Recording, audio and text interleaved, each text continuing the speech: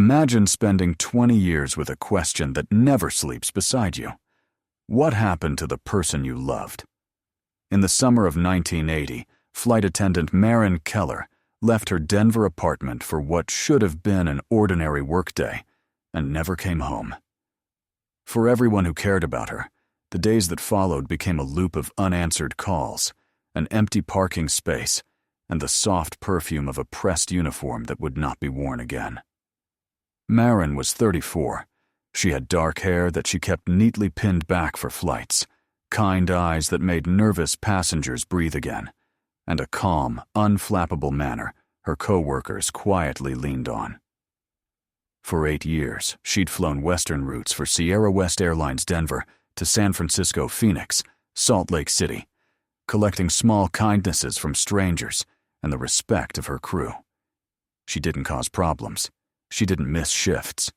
She was the person you assigned to the front galley when the weather looked mean. On the morning of June 12, 1980, Maren tucked a note into her 7-year-old daughter's lunchbox, "Be brave, today kissed Eva," on the crown of the head, and left carrying her Navy work bag. The neighbor across the hall, Mrs. Benton, watched her go. She waved, Maren waved back. That gesture, ordinary and weightless, would become the last confirmed sighting of her alive. When Maren didn't appear for crew briefing, the airline dialed her apartment, no answer. An hour later, they tried again.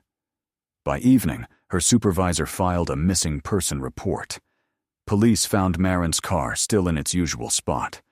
Inside her apartment, her purse sat on the kitchen counter. A uniform hung pressed and ready. A rinsed coffee cup dried on a rack.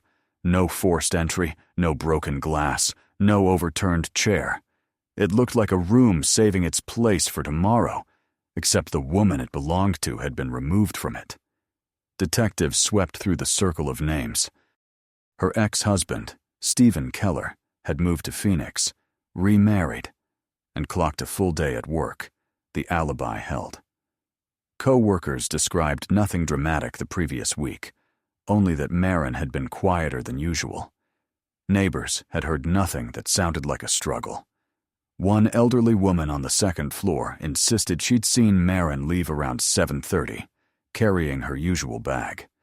She smiled, and Maren smiled back. Then the city took her. Police checked bus stations, hospitals, parks, wooded strips that gather wind-blown trash and secrets. Nothing. Maren's bank account sat still. Her credit card slept. Phone records showed ordinary calls, a chat with her mother Irene in Idaho, a couple of routine conversations with friends.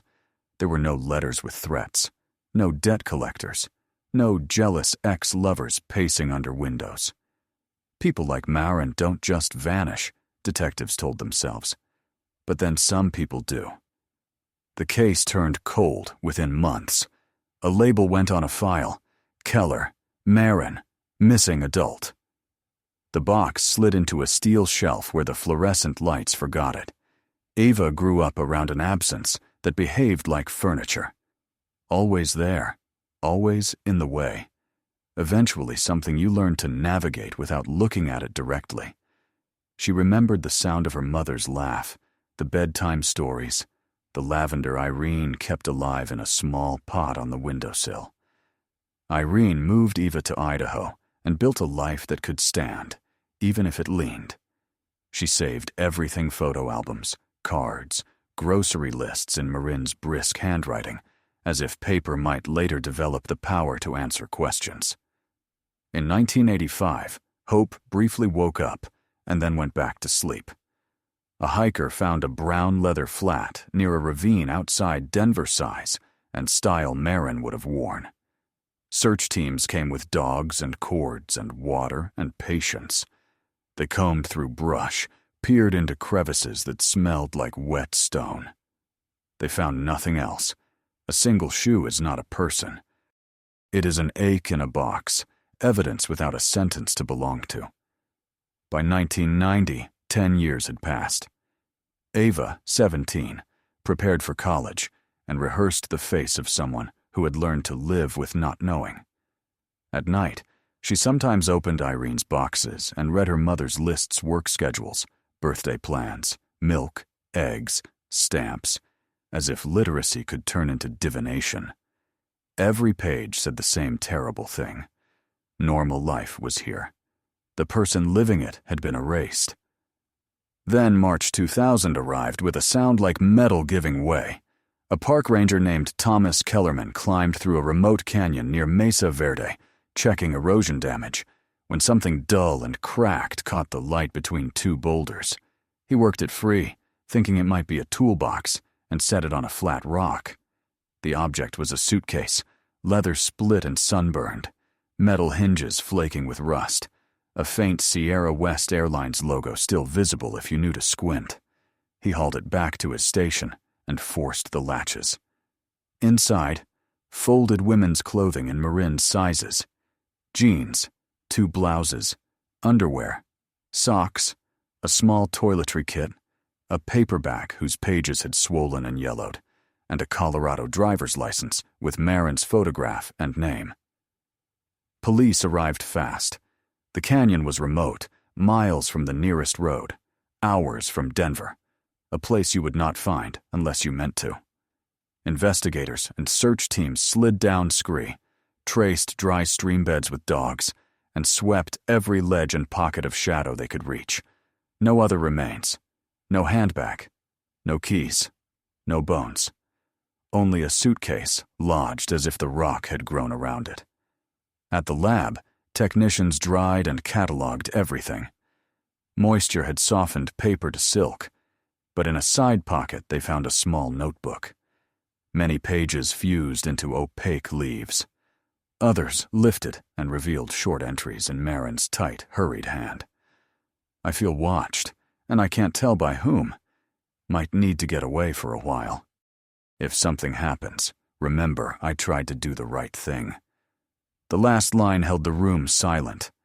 After 20 years of official quiet, Marin had left a sentence behind. The file came off its shelf. A new detective signed her name on the cover. Detective Lena Cortez liked maps, timelines, and the certainty of walking a place with her own feet. She hiked to the rock shelf where the suitcase had sat and crouched with her palm against warm stone. "This wasn't dropped," she said to the ranger. "Someone put it here and let time be the accomplice."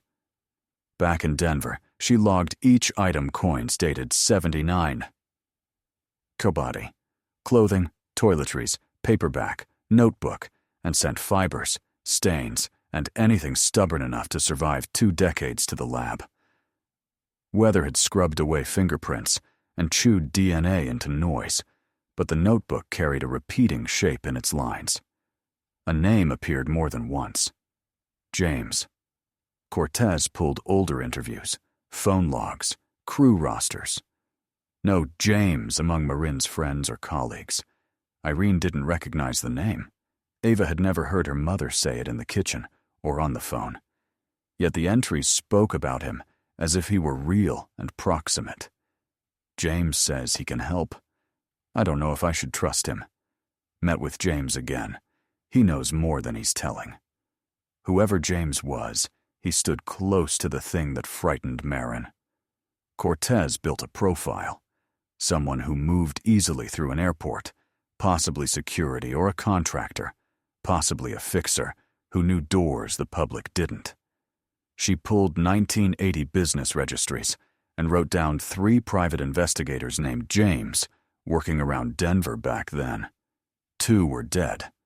The third, James Holloway, answered a landline in Oregon. At first, Holloway denied knowing Marin, which did not match the pause in his voice. When Cortez let the silence run, he admitted he had taken a small case for a Denver flight attendant in the spring of 1980. She had come to him with photographs she'd taken herself. Men who appeared and reappeared where crew parked and luggage moved. He recognized 2 faces tied to Summit Aviation Services, a contractor that managed freight access and security checks at odd hours. Holloway told her to take what she had to the feds. She said she would, then called back later to confess fear Eva was 7. and Marin kept imagining danger scaling the ladder to her daughter's window. The last time he heard her voice was June 11th.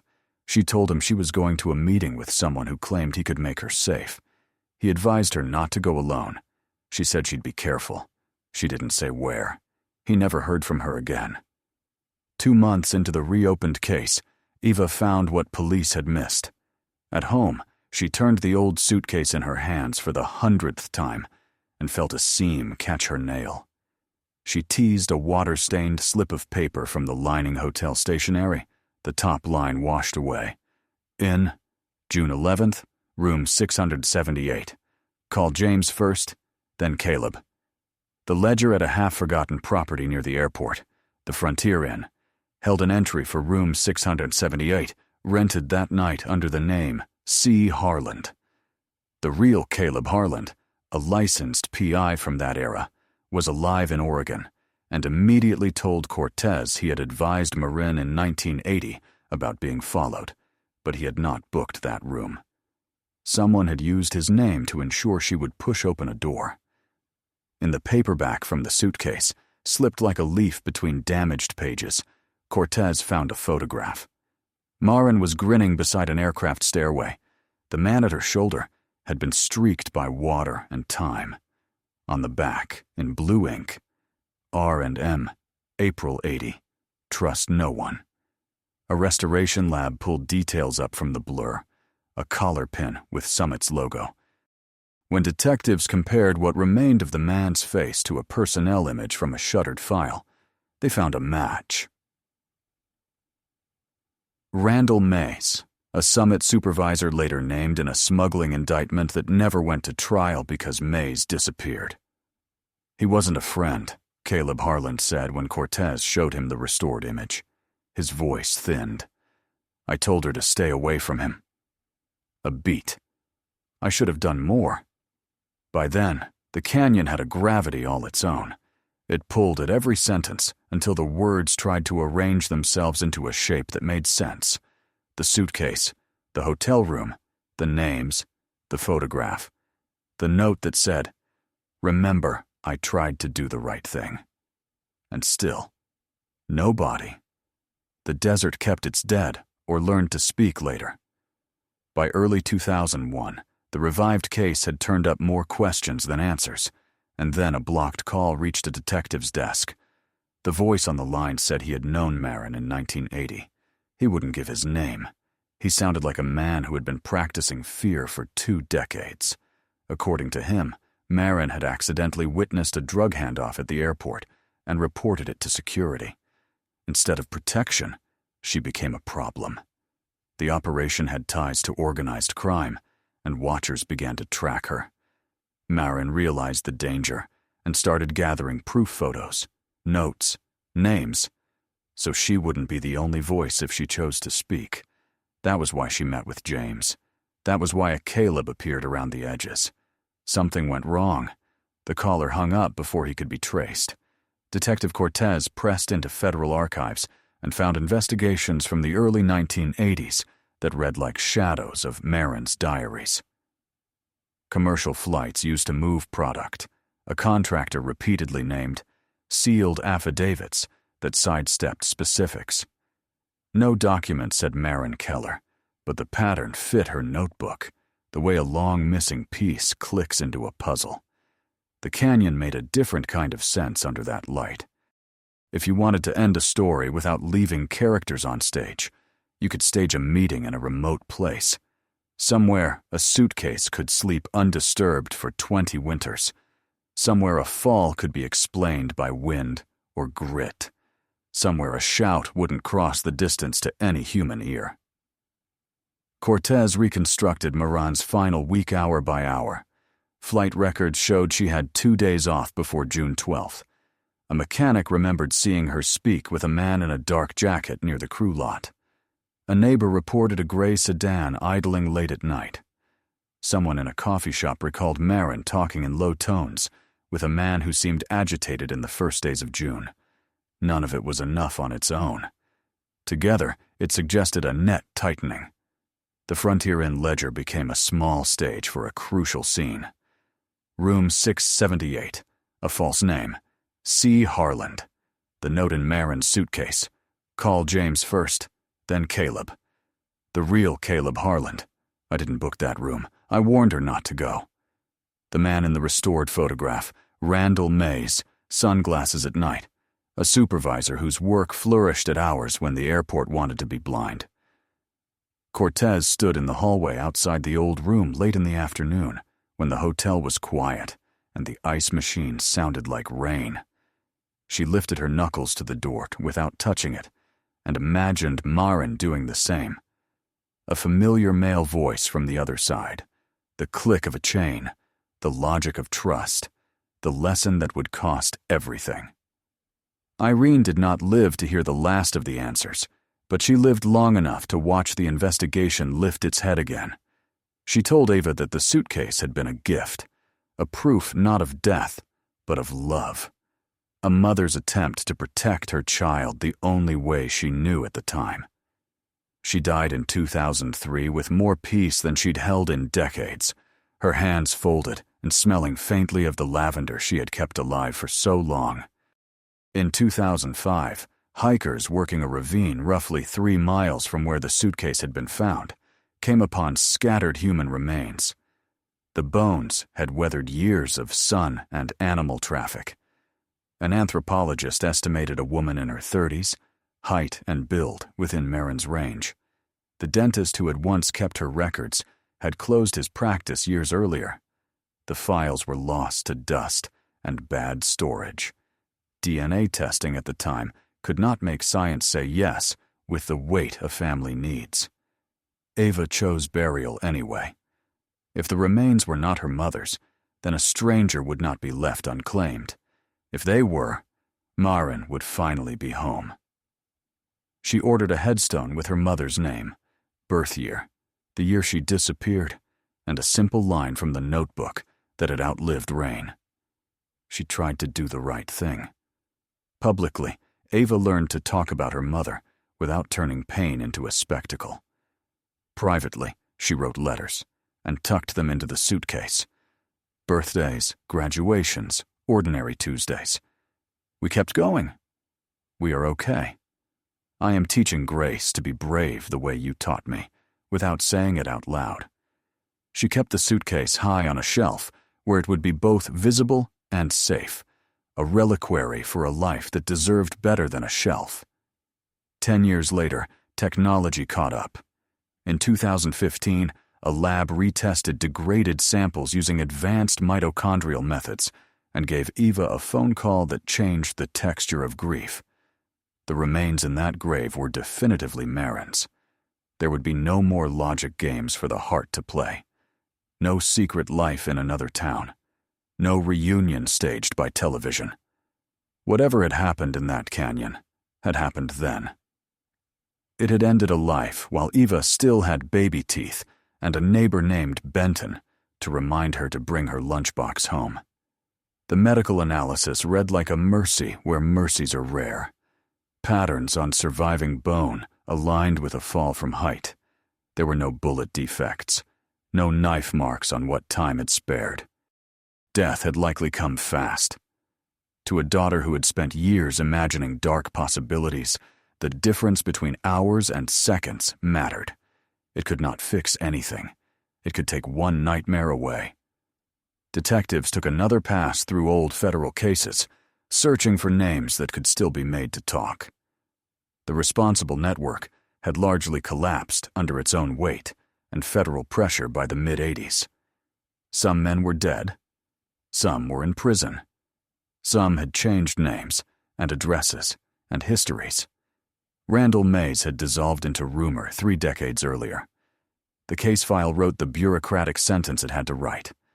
Homicide offender unknown. Before Caleb Harlan died in 2017, he agreed to speak one last time. He explained that Marin had not just talked to him about fear.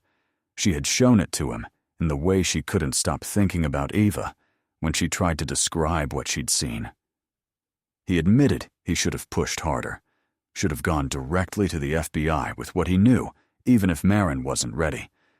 He told Cortez about his last call with Marin on June 11th, how she'd said she was meeting someone who claimed to be able to solve the problem.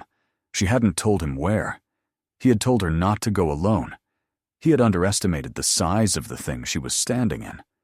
With Harlan's final account, the picture that had been trying to draw itself finally came into view.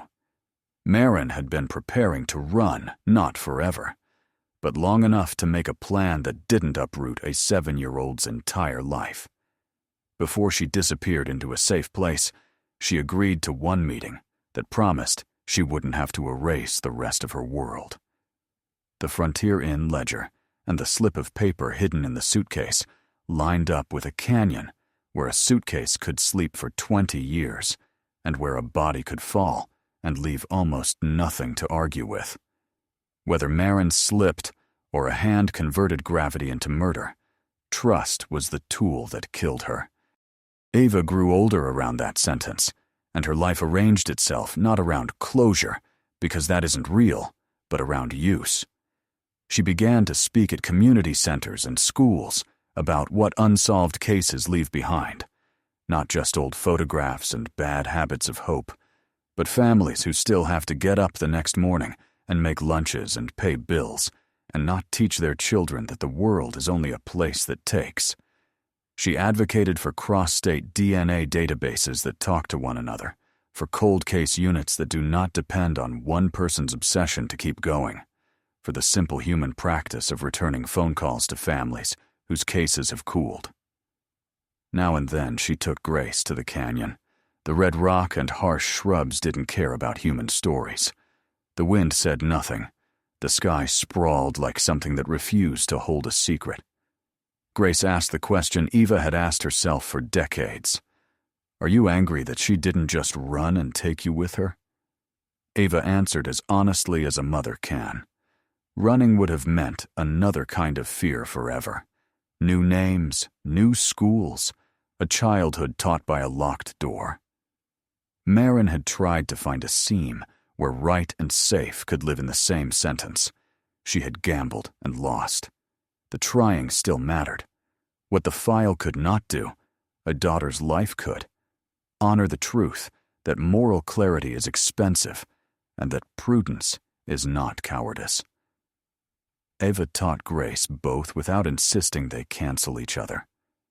When strangers asked about the case, Eva told the short version. The letters in the suitcase, the corridor at the Frontier Inn, the gray sedan, the photograph with the restored collar pin, the canyon. She kept the rawest parts for herself. Some stories are a public service. Some are a private anchor that lets you stand upright in weather. What they knew, Marin saw something wrong and refused to pretend she hadn't. She tried to protect her daughter while honoring her conscience. She packed a suitcase. She headed toward a meeting that promised safety. She died in a canyon where a shout could vanish before it struck stone. What they didn't, the face she saw last, whether she understood the betrayal as it arrived, whether the final step was hers or forced, the precise name of the person who learned to live with the price of her death. The unknowns remained, not as failures, but as conditions of the story. Eva learned to live with conditions. She practiced being kind because pain had taught her what it looks like when the world decides not to be. She said, "I love you," more than most people remember to. She asked for help when she needed it and taught her daughter to do the same. Survival was not her only principle, but it was one of them. She kept the suitcase high, within reach, and beyond harm, its rust a monument to what can be carried and what cannot be returned. Detective Lena Cortez kept 2 boards in her office, a timeline and a map. The timeline was a spine of days and hours. The map was a nervous system of lines between the airport, the Frontier Inn, and the canyon where the suitcase had slept. Every new fragment had to earn its pushpin. She started with the airport. In 1980, the old Stapleton Field was a cluster of terminals and service roads that bent to the will of freight. If you stood in the right place at night, You could watch lights crawl along a perimeter road that should have been empty. Contractors with all-access badges could drift in and out without tripping alarms that didn't exist yet. Cortez requested archival schematics from the city. Badges, doors, gates, camera coverage that was more theory than practice. A red marker traced the path a woman could walk from staff, parking past a freight bay where Summit Aviation kept an office. "You think she saw a handoff there?" asked Sergeant Miles, leaning on the doorframe. "I think she saw people who didn't belong where they wouldn't expect to be seen," Cortez said. And then she started seeing them everywhere. She interviewed a retired ramp agent named Riley Boone, who remembered seeing Marin a week before she vanished, standing inside the shadow of a service staircase with a camera pressed flat in both hands. "Back then," Boone said, "if you wanted something not to exist, you just didn't write it down." He took a sip of water and looked out the window like he had learned to speak more softly in old age. "I saw her tuck the camera into her bag, and I thought, she's either brave or she doesn't know what she's standing next to. Probably both." Cortez asked him to draw where he had seen her. His shaky pen wrote a crooked X on a photocopy of the freight plan. It fell within Summit's footprint. The Frontier Inn held its own ghosts. The current manager had inherited ledgers, beige phones, and a geometry of hallways designed by someone who disliked the straight line. Room 678 had since been renumbered, but the building's bones stayed stubborn. Behind the desk, a steel cabinet kept registration cards that nobody bothered to digitize. Cortez turned them slowly, one thumb anchoring a corner, until she found the card for June 11th. The signature C. Harland was a clumsy version of the real man's hand. It leaned wrong, like a costume that didn't fit. "Can I keep this?" she asked. "Copy it," the manager said. "The past isn't for sale, it's for dust." Cortez copied it and drew a square around the small blank where the license number should have been. Whoever checked in didn't offer it. Whoever took the check-in didn't insist. In that era, cash and a name were often enough to turn a key. The hallway outside the old room smelled like carpet shampoo and a memory of cigarettes. Cortez put her palm on the door, not to feel anything supernatural, just to place a human temperature against something that had once closed around Marin. She could imagine the sequence: a knock, a familiar voice saying, "Come on," her hand tightening on the strap of her bag, the sigh of the chain sliding loose. Back in her office, Cortez wrote, "Meeting as lure" on the timeline, with a line that ran from the motel to the canyon. The suitcase suggested preparation. The note suggested coordination. The ending suggested betrayal. She phoned Caleb Harland again. His voice came thinned down, a wire stretched over years. "I told her not to go alone," he said, and Cortez heard an old man argue with a younger man he used to be. You know how people are when they're desperate. They latch onto the thing that sounds like a bridge and sprint. Who else knew she was planning to run? Cortez asked. No one who would have protected her, he said, then softened. She didn't want to pull Ava into a life that would teach fear as a first language. She wanted a fix that left the front door the same color. Cortez thought about Irene's lavender plant and a 7-year-old learning the geography of a missing person. She thought about the way grief builds a room in the body and then refuses to leave. The fragment that turned speculation into a shape arrived in a quiet envelope. A freelance photographer had filed work-for-hire pictures around the airport. In early 1980, advertising, planes, crews. In one outtake, captured at the edge of a frame, a familiar man in a dark jacket stood with the wrong posture of someone who believed he belonged everywhere. Randall Mays faced away, but the collar pin and the angle of his jaw were enough. The photographer had scribbled a note on the contact sheet. Night work, Summit Gate. The date was June 9th.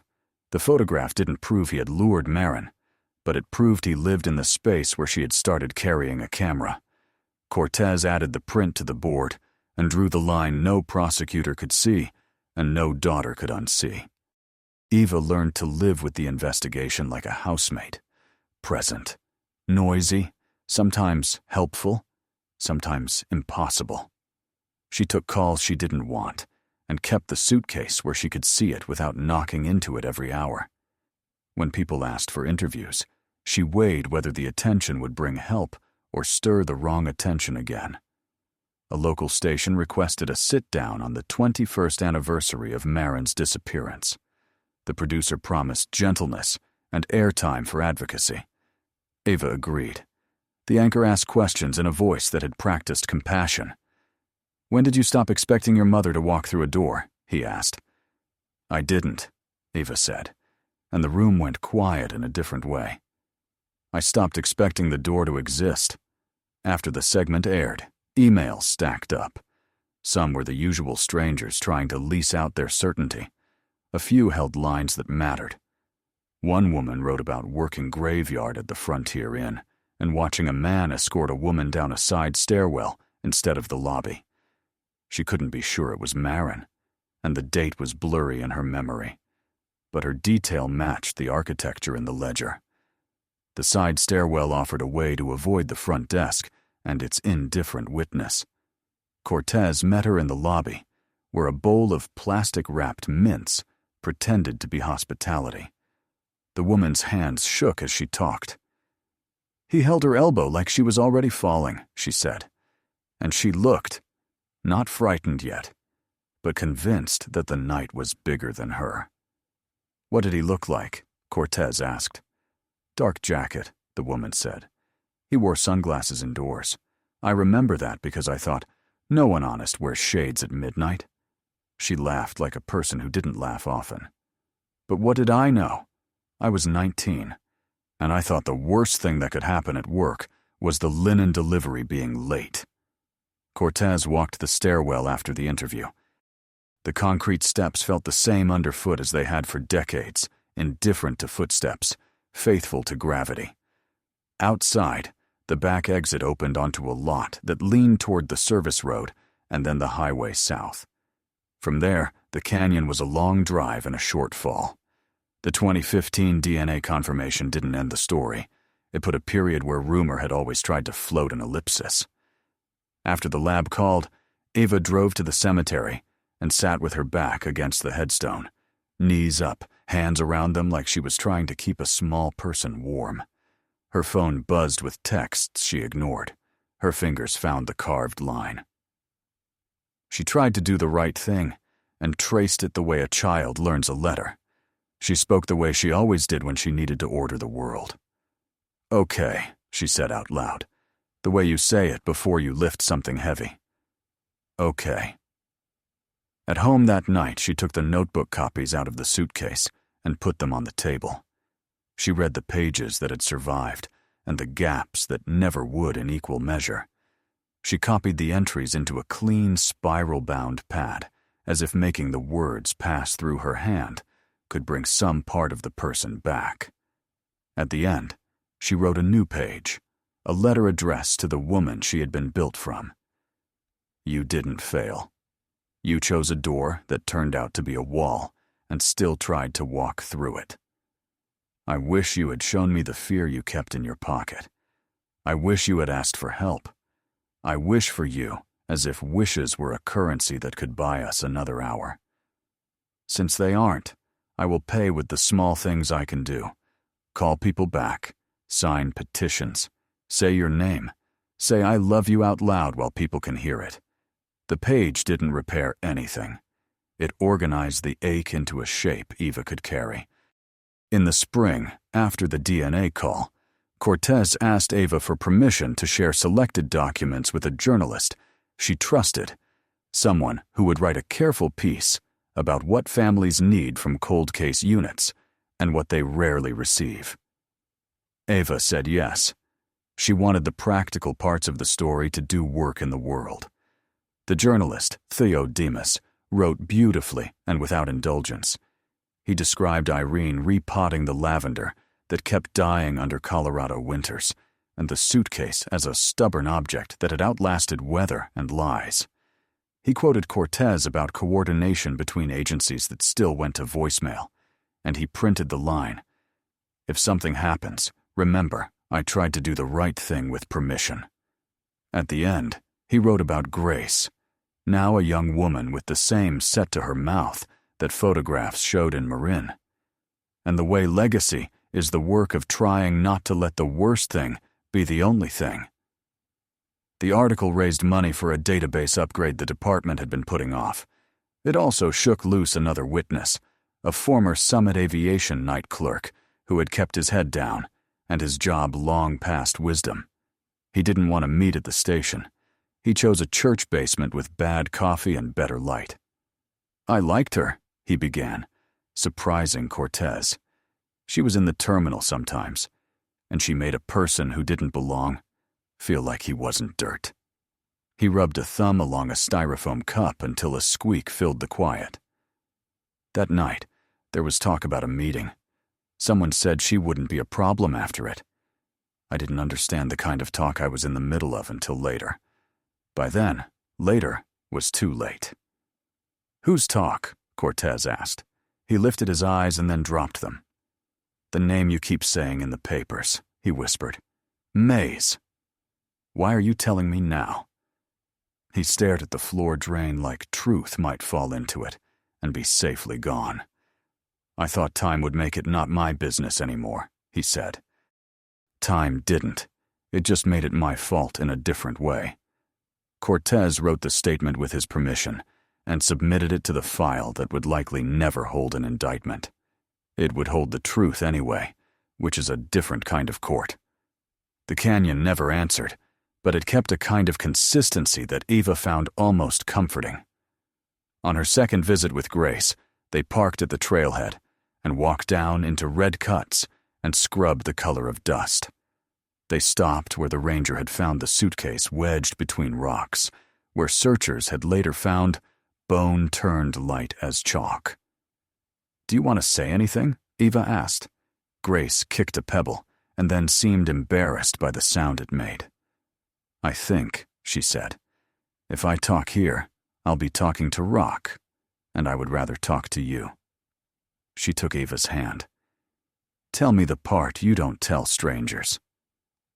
Eva told her what fear does to a mother who thinks she has only bad options. She told her how the human brain rehearses catastrophe until any plan that offers normal feels like salvation. She told her what it costs to be right when being right makes you a target. She told her that prudence is its own bravery, and that, yes, she resented the part of Marin that chose principle over a plan that could have kept them together. She said all of it without turning away, because she had promised herself long ago she would not teach silence. Grace nodded and squeezed her hand. "I'm not sure which lesson I'll use first," she admitted, "but I will use both." They stood in the wind until it was time to climb, and then they climbed. In quiet hours, Ava read case studies of witness protection, as it had been in 1980 at Hawk in places, underfunded, sometimes compromised, and what it had become since. She didn't read to assign blame. She read to steal from the future whatever dignity the past had refused them.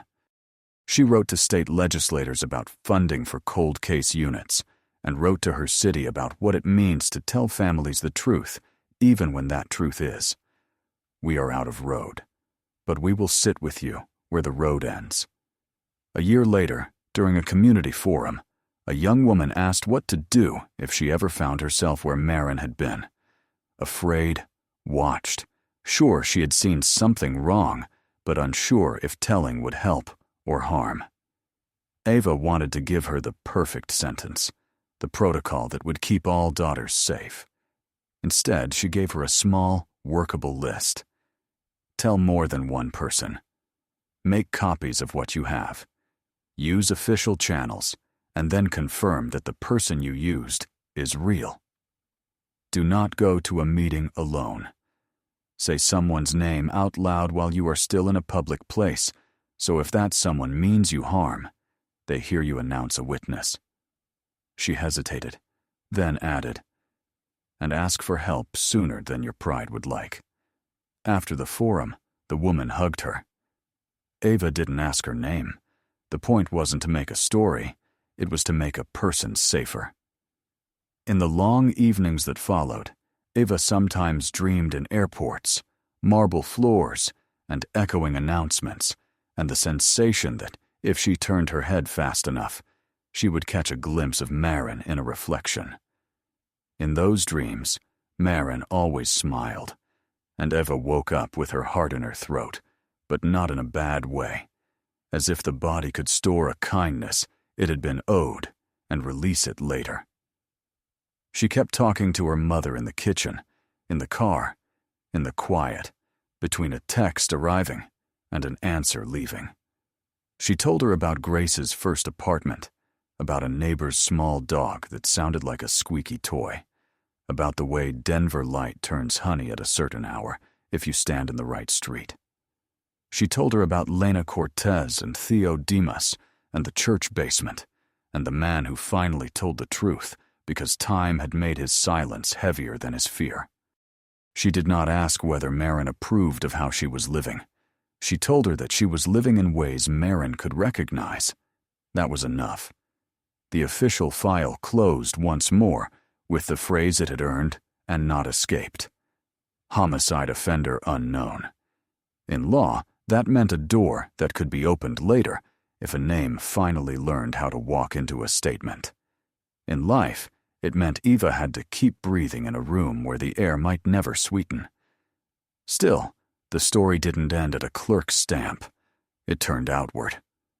Cortez presented at a regional conference on cold case practices.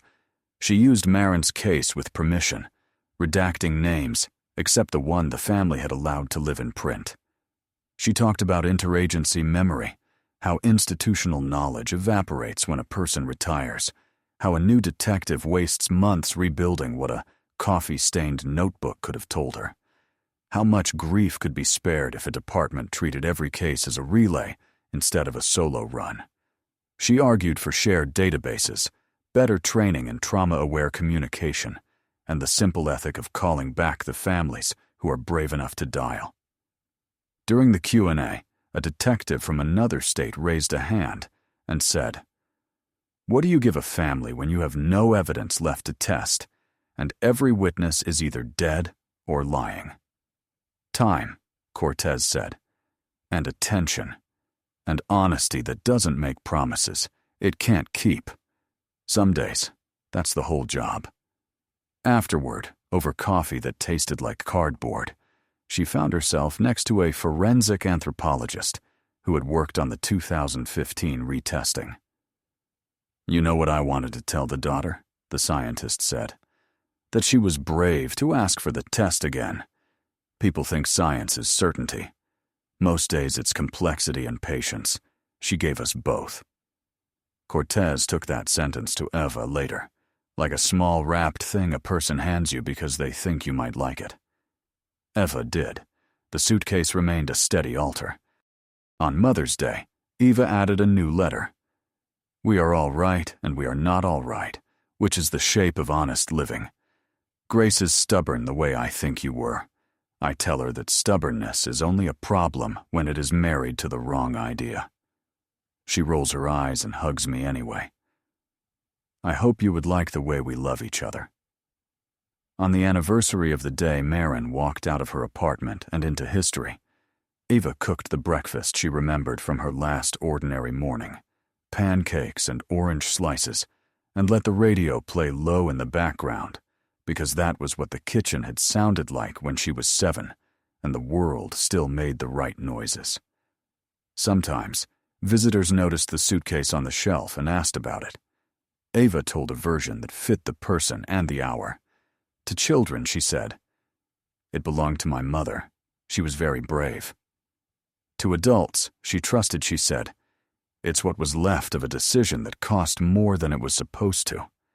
To herself, she sometimes said nothing and just put a hand on the leather like you do with old things that will outlast you. Grace took her own turn telling the story, which made it new. At a college event focused on public service, she stood behind a lectern and explained the math of doing right. People say, do the right thing like it's simple, she said. Maybe the right thing is simple, and the consequences are what's complicated. Maybe the trick is to build communities that share those consequences, so they don't crush one person. After the talk, a student approached her with tears still drying. My mother left when I was little, she told Grace. I tell myself a nice version because the true versions are too sharp for every day. Grace nodded. You don't have to decide which version is real every day, she said.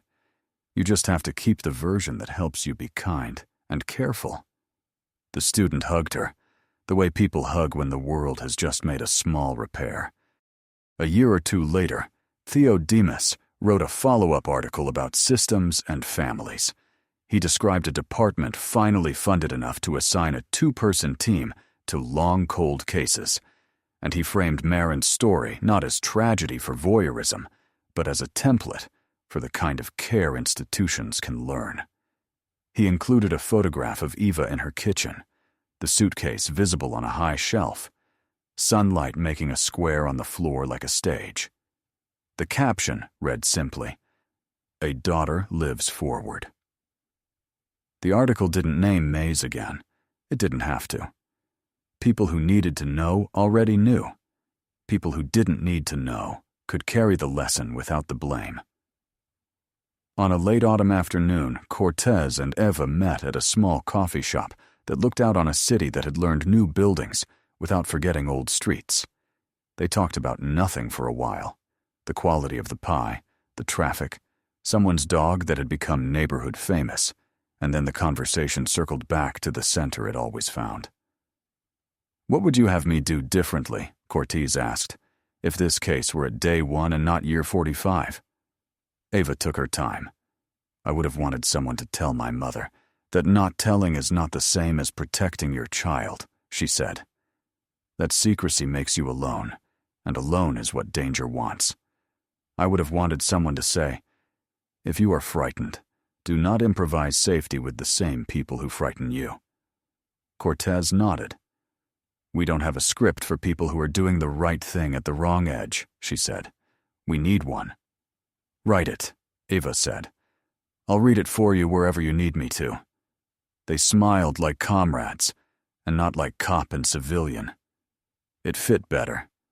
The last thing the story offered wasn't closure.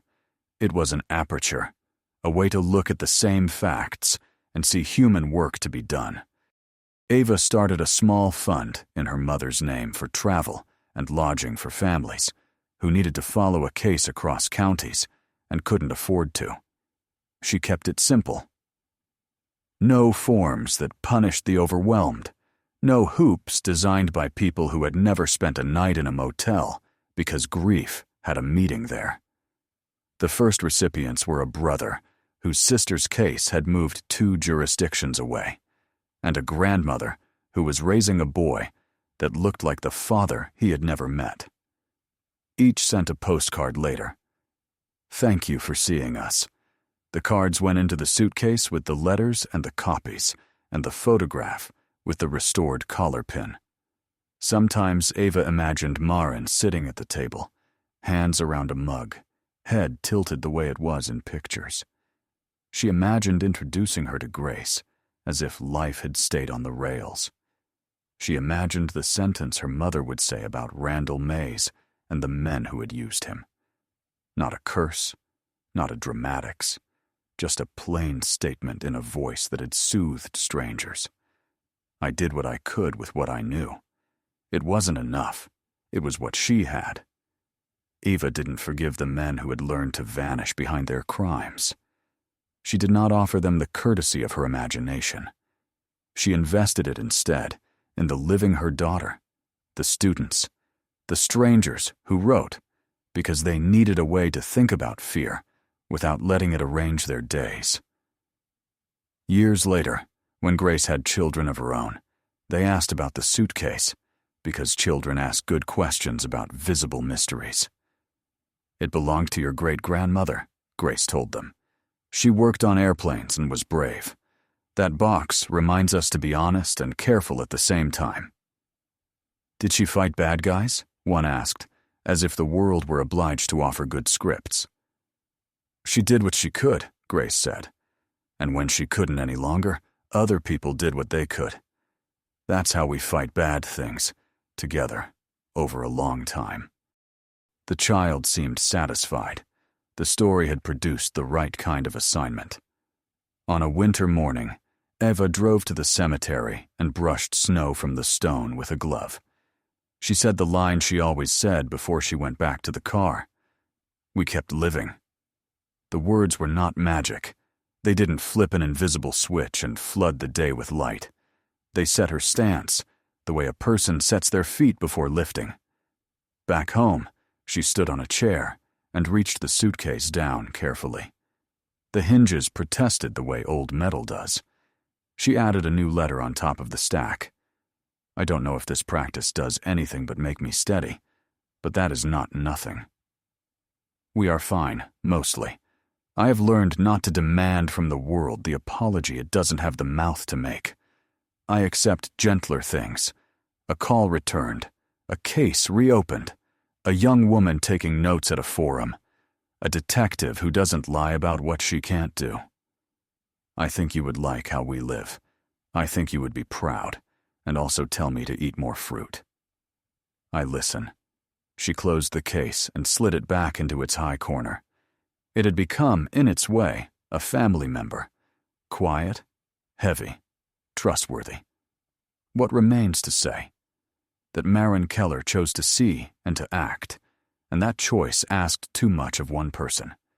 That Eva learned to live under a sky that didn't bend to her needs, and still found ways to make the world softer for other people. That Lena Cortez went on presenting, persuading, building with policy what a canyon once took with silence. That Caleb Harland died with regret, but also with the fact that he finally told the truth into a recorder that would outlast him. That the name everyone suspects stayed a name and not a conviction, and that this is not a failure when measured by the unit of human dignity rather than headlines. The suitcase remains. The letters remain. The work remains. The story, told carefully, becomes useful. It instructs without sanctimony and mourns without spectacle. It asks you to be precise with your courage and generous with your attention. It suggests that if you ever find yourself at a door you are afraid to knock on, you call someone first and say a name out loud in a place with witnesses. The canyon is still out there under the weather. The wind still does what wind does. But in kitchens and classrooms and quiet offices, where detectives rearrange pushpins, the story keeps doing what it came to do after the suitcase gave it back. Remind people that right and safe were never enemies. We only make them fight when we pretend we are alone. And in one house where a lavender plant refuses to die anymore, a daughter rinses a coffee cup and lets it dry on the rack the way Maren used to. She sets it down softly, like setting down a name. She keeps living,